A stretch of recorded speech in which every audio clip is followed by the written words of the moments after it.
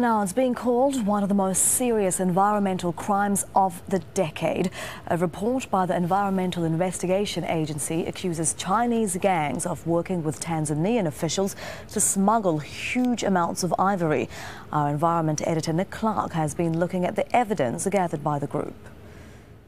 Vanishing Point pulls together the results of undercover investigations covering more than a decade. The report reveals how Tanzania's elephant population has crashed, and it makes gruesome viewing.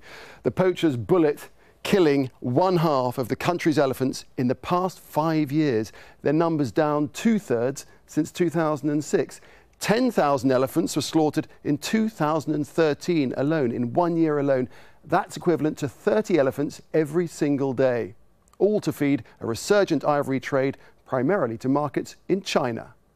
The trail starts in Dar es Salaam. An undercover investigator posing as a buyer visits an illegal trader selling ivory carvings. Tanzania? Yes. All from Tanzania. Wow. Which area is it? Salou. This is all from Salou. And indeed, the Salou Game Reserve in Tanzania has been worst hit, one of the largest and oldest protected areas in Africa. There were 70,000 elephants in the Salou in 2006, and by 2013, that number had dwindled to 13,000. The report even describes how park rangers are involved in the crimes. In the next clip, we move on to a shipping agent who describes how he hides illegal consignments en route for Asia. I was putting these beans, like I have to buy something like beans and load it. So when I put it, I'm sending this, so I know how I keep it. The customs seal here? Yes. But no problem? So this is the arrangement we have to spend, you know. They drop container in Hong Kong, after that they take to Taiwan. The EIA posed as buyers in China too, and learnt of the insatiable demand for ivory there, even for everyday items like chopsticks.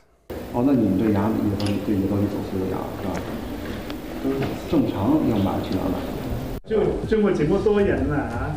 非洲大象全杀走都不够做这个东西啊。It seems the ways of getting ivory to China are many and various. Last year, the Chinese President Xi Jinping made an official visit to Tanzania. Here, traders talk how ivory sales boomed around that time. When it was the pinch, your president, he was here. When he was here, many kilos go out. Many kilos. How many kilos?